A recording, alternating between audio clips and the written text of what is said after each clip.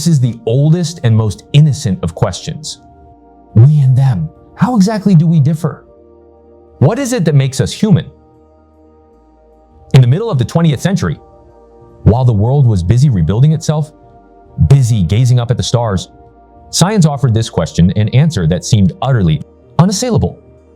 It was a wall that completely separated us from them, humans from animals. This wall was not built from bricks. It was cast from a single definition, a single phrase. And that phrase was, man, the tool maker. Man is the animal that makes tools. In the 1950s, this was not merely a category in a textbook, it was almost an article of faith, a cornerstone of Western philosophy and science. Behind this definition lay an assumption that let us feel completely at peace with ourselves. Human exceptionalism. It meant that we possessed a unique intelligence, the capacity to plan far ahead, and the ability to reshape our environment through abstract thought. And animals? Animals merely lived in an eternal present, driven by instincts they could not control. To make tools and not merely use them was a distinction that, to the scientists of the day, was as wide as the gulf between heaven and earth. Using a tool might be nothing more than an accident, but making a tool meant you first had to conceive of a future, need in your mind. Design an object that did not yet exist, and then carry it out by deliberate plan. This was thought to be a cognitive leap belonging to Homo sapiens alone. For the biology of its time, it was like universal gravitation. It was so clear, so absolute. It allowed us to safely see ourselves as the lords of creation, set apart from everything else in the natural world. And yet, in 1960, a young woman carrying a notebook, a secondhand pair of binoculars, and a mind almost entirely untrained in formal science, walked alone into the jungles of Tanzania. The observations she was about to bring back would shake that cornerstone of what defines a human with a force every bit as great and far-reaching as Vera Rubin's observations had on our understanding of what the universe is made of. What she would bring us was a paradox even more unsettling, even closer to ourselves. What if that wall, that line that defined what it means to be human, had never existed at all? Our story begins in 1934, in an ordinary London family. This girl, named Jane Goodall, had at the start of her life no distinguished credentials, and for a very long time, not even a university degree. What she did have were two assets that seemed, at the time, wildly impractical. The first was the dreams of her childhood. Dreams that came not from a classroom, but from the books she cherished, and from a toy chimpanzee. The first book was Dr. Dolittle, which filled her with a wild longing to one day understand the language of animals and speak with them. The second was Tarzan of the Apes. She read it again and again, dreaming that when she grew up, she would go to Africa, not as a tourist, but to live among the animals. She even admitted with a laugh in an interview that back then, she had fallen deeply in love with Tarzan. In London's rainy gloom, she dreamed of African sunlight. Her mother told her, "If you truly want to do this, then you must work very hard, seize every opportunity." And so she did. She waited tables, typed letters, saving for her passage to Kenya. And the second asset she possessed was a mind that had never been confined.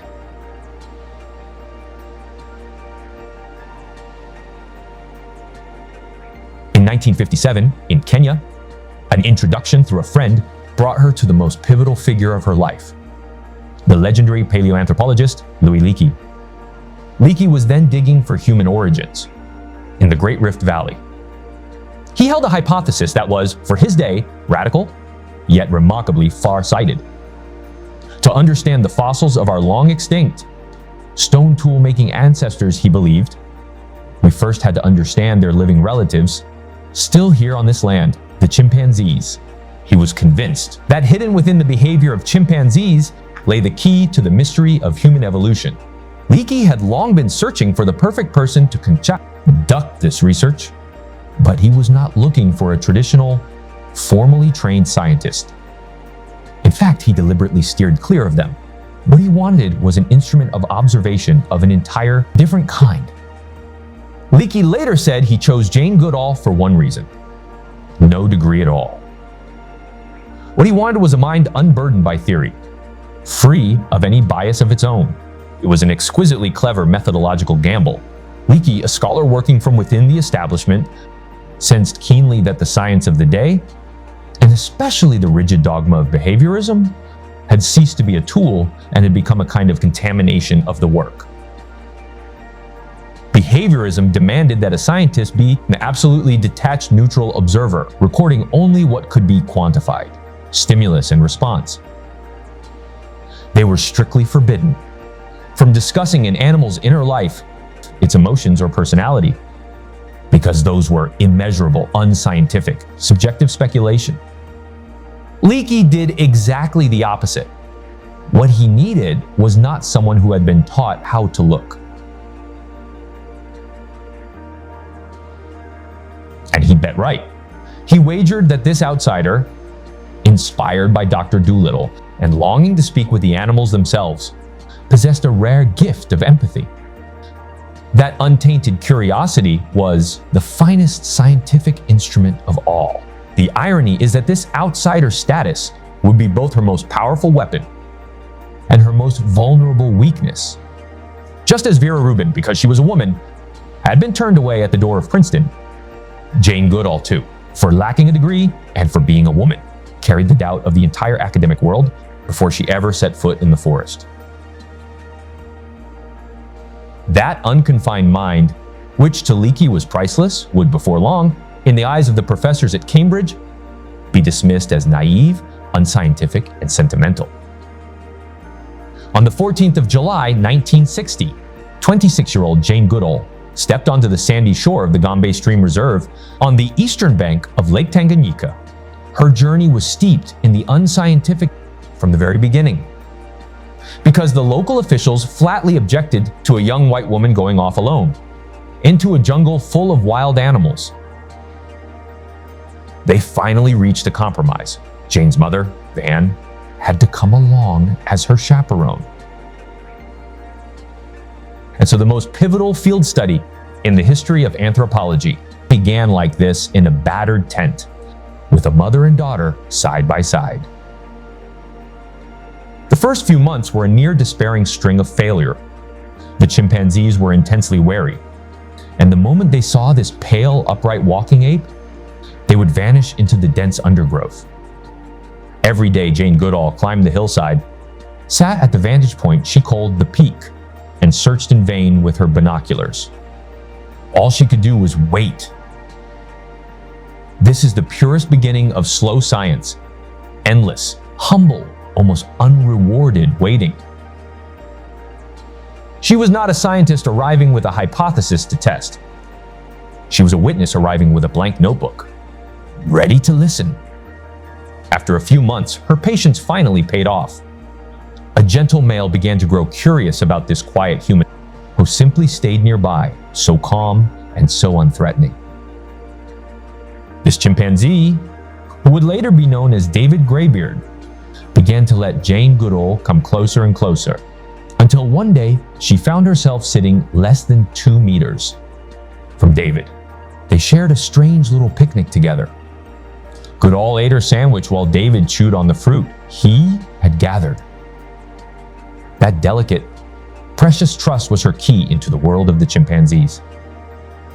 And it was then that Jane Goodall did the first thing that, to the scientific establishment of the time, was nothing short of unforgivable heresy. When she could finally tell each unique face apart, she didn't follow academic convention and pin cold labels onto them, the way scientists do, like individual A or male B2. She gave them names. The one with the silvery gray beard and the calm, steady manner she called David Greybeard. The big, powerfully built, one who was always bullying the others, she called Goliath. And there was a strong-willed, deeply maternal matriarch she called Flo. the world of animal behavior in the 1960s, this was no harmless little habit. It was a kind of methodological original sin. When Jane Goodall, a few years later, walked into Cambridge to pursue a doctorate, carrying her astonishing findings and incredibly, without even a bachelor's degree, she met fierce resistance from the halls of academia. Her professors, the defenders of behaviorism, were infuriated by her choice of words. She later recalled being told that she had shamelessly used terms like childhood, adolescence, motivation, and mood. And the gravest, most unforgivable crime of all was that she had dared to suggest out loud that chimpanzees had personalities of their own. Hers was the first of the 7 deadly sins of animal behavior anthropomorphism. Understand this. It was no idle quarrel about mere words. It was a proxy war over the very soul of science. Numbering was the cornerstone of behaviorism. It assumed your subjects were interchangeable, replicable data points with no individual differences. Naming, by contrast, was a completely opposite philosophical statement. It assumed your subjects were unique individuals. They had their own histories, their own social bonds, and an agency no one could quantify. Yet that was real all the same. This was Jane Goodall's heretical instrument. Just as Vera Rubin needed an extremely sensitive new kind of spectrograph to capture the faint Doppler shift at the edges of galaxies, Jane Goodall needed an entirely new instrument of observatio, all her own, to capture the faint but vital social signals moving among the chimpanzees of Gombe. And that instrument was herself, her unfettered mind, her empathetic patience, and her scientific courage to insist on giving them names. The irony is that the scientific establishment accused her of projecting human traits onto animals. But the truth may have been exactly the opposite. It was the scientists who insisted on numbers who were forcing their own mechanical, cold theoretical dogma onto living, complex beings. Jane Goodall's anthropomorphism was never a projection onto them. It was a clear-eyed act of recognition. She wasn't imagining personalities. She was recording them. Her original sin was, in fact, a higher resolution kind of science. Those objective scientists, because of their theoretical bias, had actively thrown away a vast amount of crucial data about individual differences, family histories, and social strategies. Jane Goodall, precisely because she was unscientific, ended up capturing a fuller set of variables, something closer to the truth. Her heresy let her see, and her heretical method very soon began to pay off.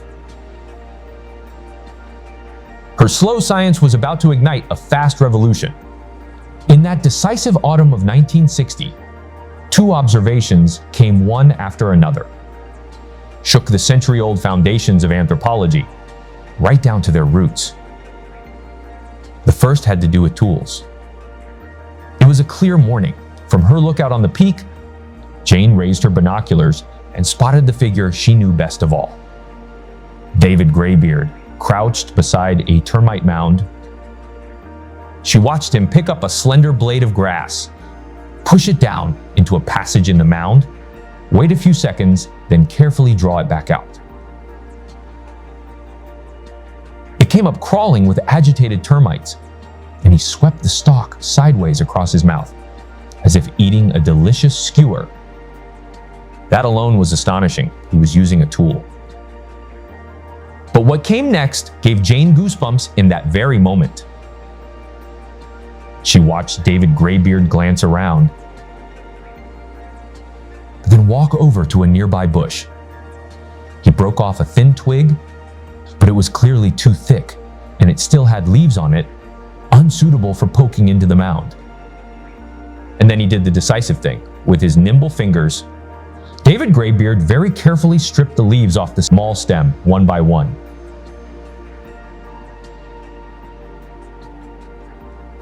He was making a tool. This seemingly trivial, quiet act, carried astonishing force. It wasn't just using, it was modifying. It meant that in David Greybeard's mind, he knew exactly what he wanted: a plan for the future. He knew what he needed.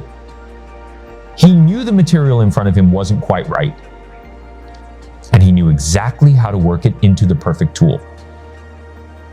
And in that instant, the wall defining the human showed its first crack. And this was only the beginning.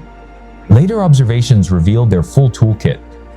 They would chew broad leaves into a soft sponge and sip the rain from it.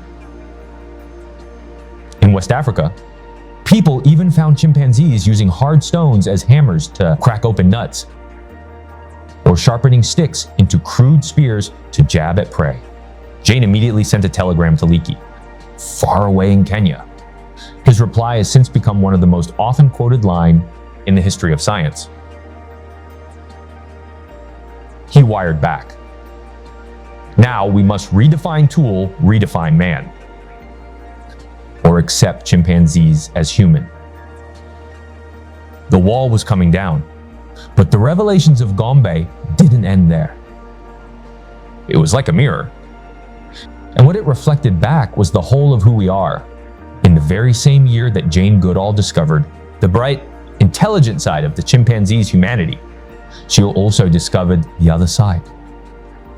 The second observation had to do with blood. At the time, science generally regarded chimpanzees as gentle, idyllic vegetarians. But Jane soon witnessed, with her own eyes, a shocking scene.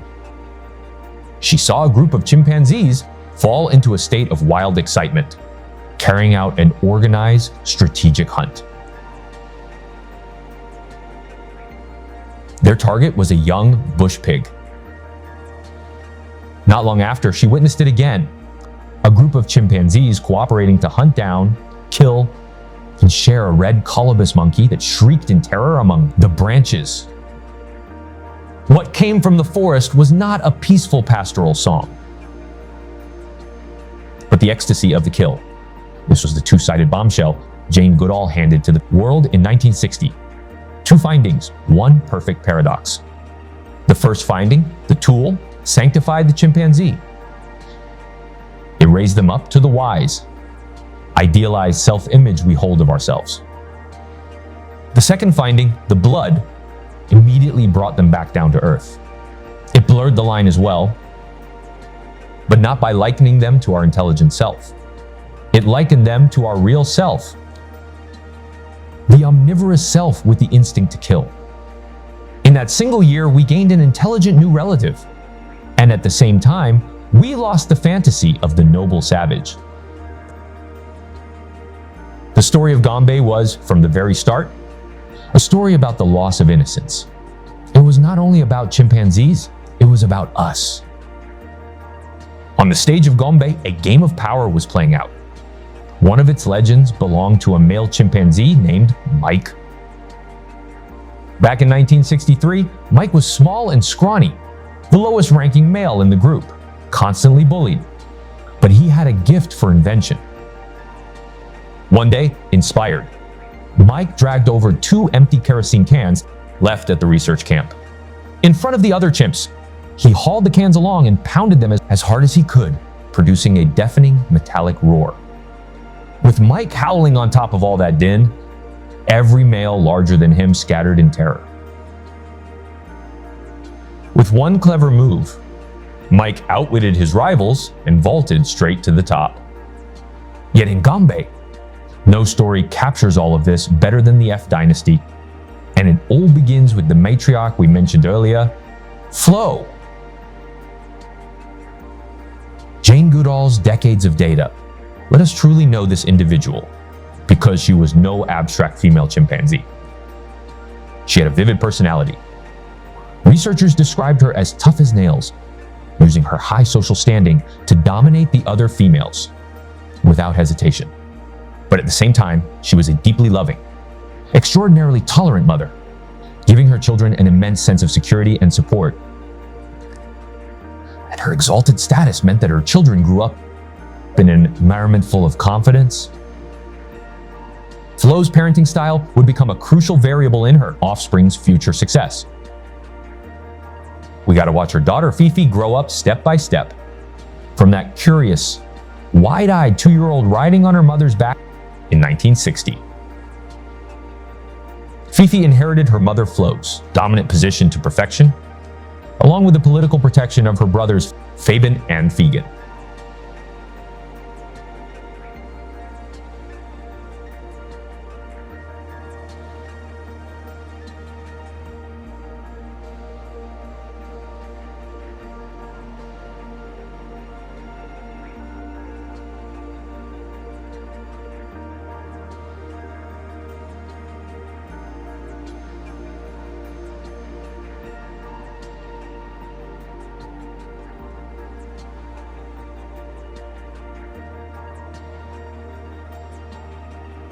Grooming the other high-ranking males in the community, currying favor, and building alliances.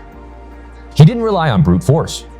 He relied on shrewd social skill, and in 1993, through a complex web of alliances, he successfully ascended to the throne of leader. The younger brother was named Frodo. Frodo was Fifi's second son, and he was the complete opposite. He weighed 51 kilograms, one of the largest chimpanzees in all of Gombe. His personality was described by researchers as violent, domineering, and thoroughly unpopular. He was the very chimpanzee that in 1988 attacked the famous cartoonist Gary Larson. Frodo didn't play politics. He didn't need to. He relied on pure force. In 1997, Floyd fell gravely ill, stricken with mange. Frodo seized the opportunity. He launched an attack, defeated his sick and weakened brother, and usurped the leader's crown. This decades-long epic of the F dynasty is the most perfect scientific vindication of Jane Goodall's heretical methodology. It even revealed how real those emotions truly were, the very ones the behaviorists dismissed as unscientific. Flo's other son, Flint, only 8 years old, fell into utter grief after his mother Flo died, old and full of years, in 1982.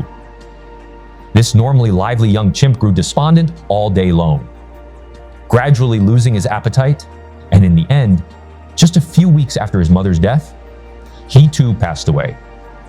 Flint quite literally died of a broken heart. Let's go back to the 1960s, to those professors at Cambridge who criticized her.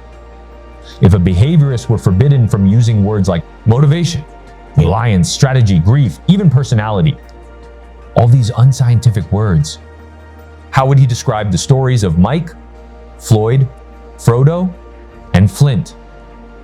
He couldn't. He could only record a string of isolated data points. Individual 1 groomed Individual 2.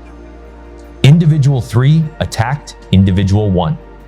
Individual 4 stopped eating. He would miss the larger web of cause and effect that truly drove it all. He would miss the whole story of the F dynasty and the tragedy of Flint.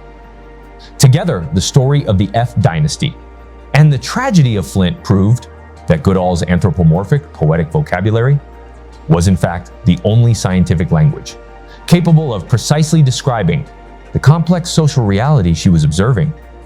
Her original sin turned out, in the end, to be her single greatest scientific insight. Goodall once admitted that, during the first decade of her research, she genuinely believed that although chimpanzees behaved like us, on the whole, they were somehow better than us.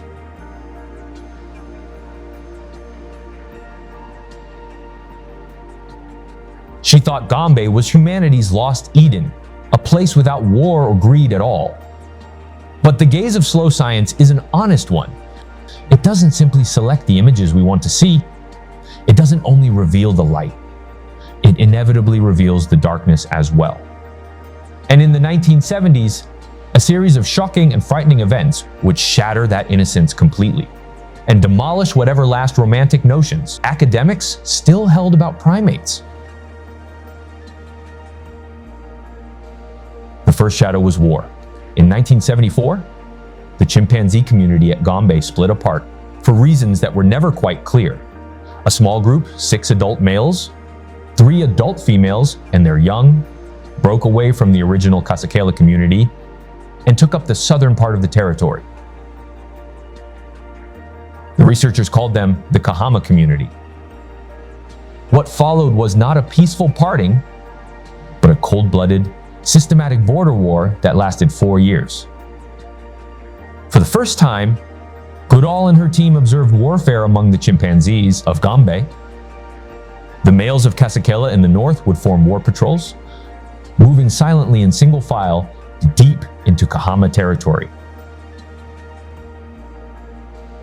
Their behavior was nothing like the excitement of a hunt. This was tense, silent, and intensely deliberate. Whenever they were lucky enough to find a lone Kahama male, they would launch a brutal, overwhelming attack. In her 1990 memoir, Through a Window, Goodall set down with a trembling hand those terrible scenes, images that, even years later, still haunted her in the dead of night.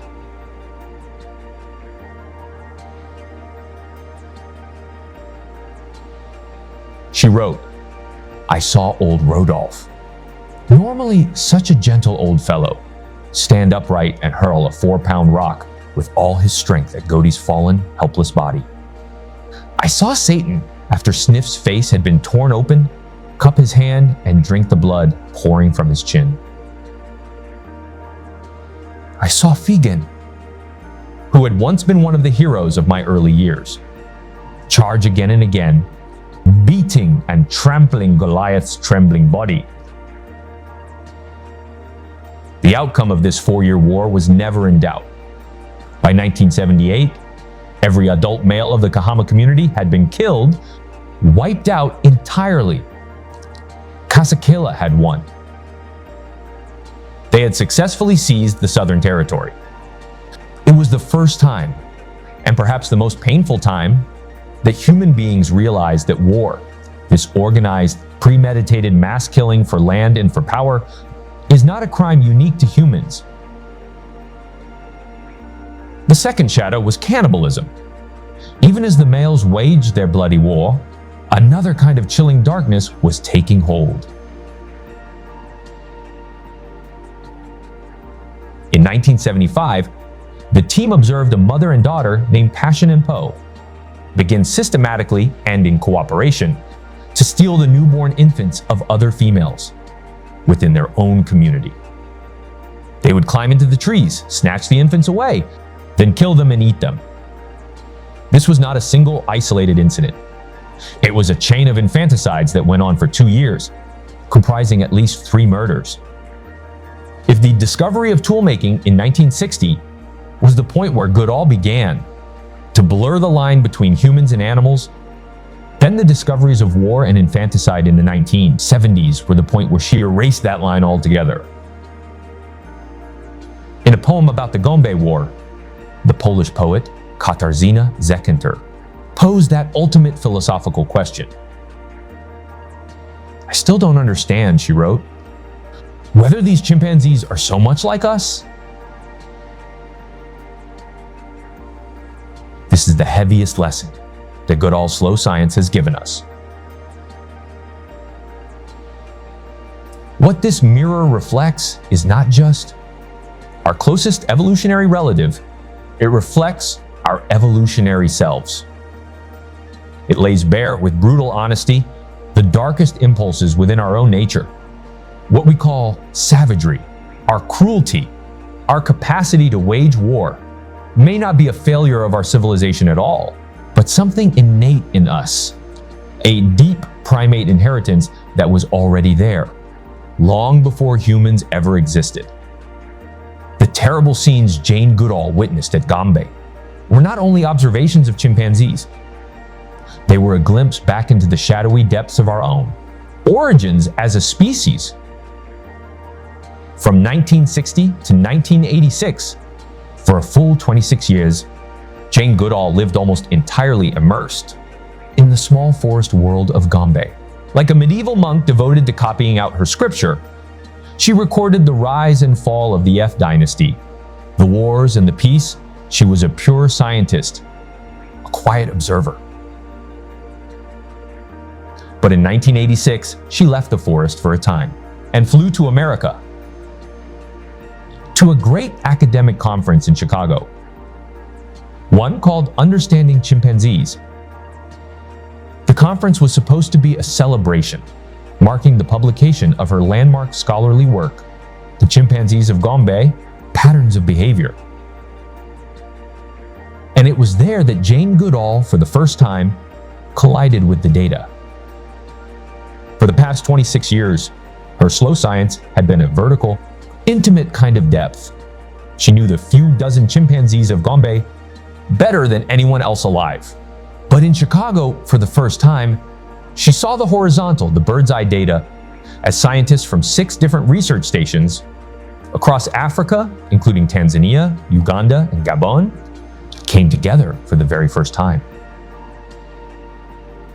They shared their findings, pooling the records from every observation site into one.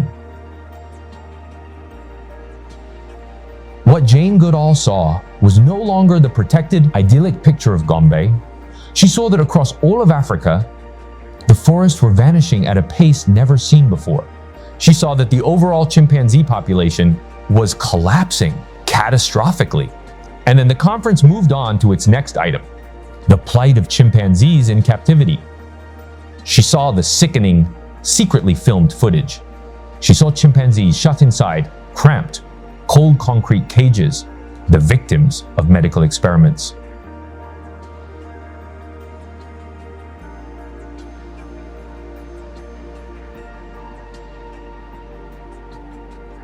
She saw young chimpanzees, their mothers killed by poachers, trafficked illegally to be sold as pets. In the countless talks she would later give, Jane Goodall always called this her road to Damascus moment. The moment when Saul, on the road to Damascus, was struck by a divine light and in an instant transformed. No longer a persecutor, but an apostle. Jane Goodall was struck by the data in front of her. And in her talk, she repeated again and again that famous declaration. I walked into that conference room as a scientist, but I walked out of it as an activist. We have to understand just how inevitable that change was for someone like Jane Goodall. This was not a scientist abandoning her science to step into the world of politics. This was precisely her science leading her to the one inevitable, logical, moral conclusion. Picture an objective behaviorist scientist back then. Looking at that laboratory data, what would he see? He would see only test subject number 87 producing a recordable response to a stimulus. But Jane Goodall was different.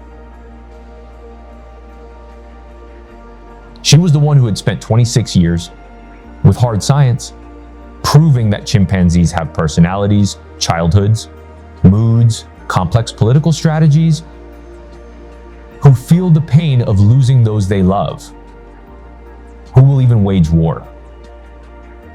So when she looked at the data from Chicago, she didn't see test subjects. What she saw were the David Graybeards, locked behind iron bars.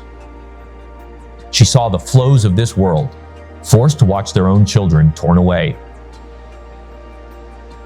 She saw the Fifis trembling in fear.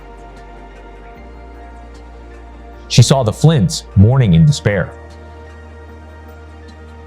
Her sin of anthropomorphism by 1986 was no longer an academic debate. It had become a moral responsibility. She could not look away. She could not unknow what she now knew. She had spent 26 years redefining the chimpanzee, and now she would spend all the life she had left defending.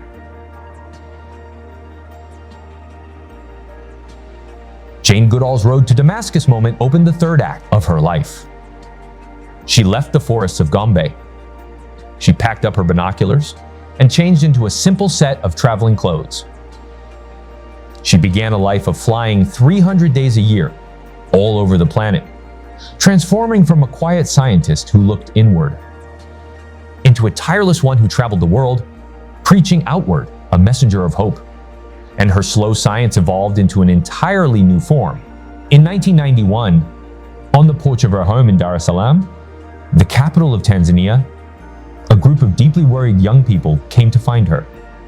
They were 12 Tanzanian students, anxious about all the environmental problems they were seeing in their own communities. In that moment, Jane Goodall realized that data alone was not enough, and that crying out in protest was not enough either. So in 1991, she founded Roots and Shoots. Its idea was beautifully simple: to put the power back into the hands of young people. It encourages young people all over the world, in their own communities, to roll up their sleeves and carry out projects that help people, animals, and the environment all at once. Jane Goodall's slow science began in a single African forest. And in the end, it gave our bewildered age a profound philosophy of how to act. She said that the greatest tragedy of our species is that our clever brains have lost all touch with the caring heart inside us. We have become so clever that we can invent weapons capable of destroying the entire planet. We have become so clever that we can coldly rationalize the torture of other living beings, calling it a necessary evil, done for the sake of scientific progress. Jane Goodall's whole life was a battle to reconnect the mind and the heart. Her unbound mind was simply her refusal to keep empathy and careful watching apart. The wars she witnessed and the cruelty of the laboratories were the bitter fruit of that very disconnection. And her activism was her lifelong practice of trying to heal that rift. In her later years, perhaps the most pivotal gift she gave the world was how she redefined hope. She said hope is so often misunderstood. Hope is not passive wishful thinking. It is not sitting back and hoping that everything will simply get better on its own. Hope, she said, is an action. Hope is a discipline. It is the responsibility we choose to carry out even after we have seen the war at Gombe, seen the data from Chicago, seen all the darkness within humankind. In the end, slow science tore down that wall around what it means to be human. In its place, she gave us a mirror, and in that mirror, we saw ourselves. We are at once the creator who strips the leaves from a twig to make a tool, and the destroyer who wages war and revels in blood. The final words she left us are at once scientific and philosophical, both a reminder to us and an invitation. She said, "You cannot get through a single day without having an impact on the world around you. What you do makes a difference. Decide what kind of difference you want to make in the world."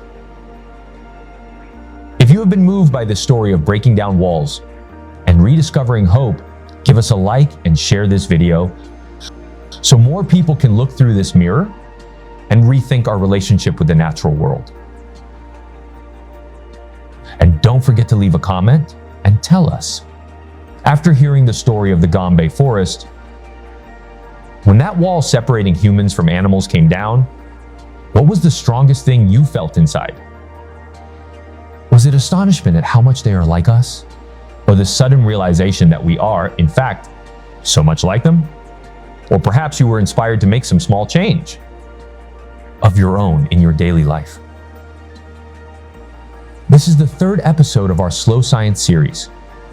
In an age of fragmented information, we hope to keep holding on to this kind of rhythm, keeping you company as we take a little time to walk slowly into the depths where science and the humanities intertwine. See you in the next episode.